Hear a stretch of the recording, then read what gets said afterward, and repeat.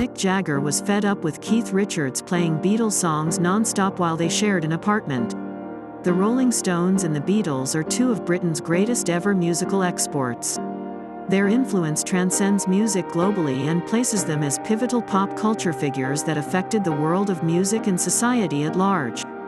However, in the 1960s, there was a rivalry between the two acts, which burned with some serious intensity. As such, they're two acts that have always tried to better one another's last release.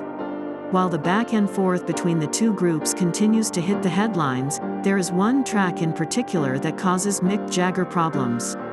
Jagger, speaking when he inducted the Fab Four into the Rock and Roll Hall of Fame, made the admission that the song in question made him feel almost sick after he first heard it. The Beatles and the Rolling Stones feud may have largely been fought in the tabloid headlines, but this clip proves there were some genuine green-eyed monsters in their midst too. The Rolling Stones admitted that many of their songs were inspired by their former rivals' pop hits because guitarist Keith was obsessed with the song. Speaking to Mojo magazine, he said, "Initially, Keith was a very pop guy. I mean, I used to just write his pop songs and he wrote all the pop songs because he listened to the Beatles all the time. It drove me crazy listening to the Beatles when we lived in an apartment together. Keith kind of left that out, but he wrote Ruby Tuesday, Let's Spend the Night Together. These are all Keith songs. But yeah, people will say, it was Keith who liked the blues.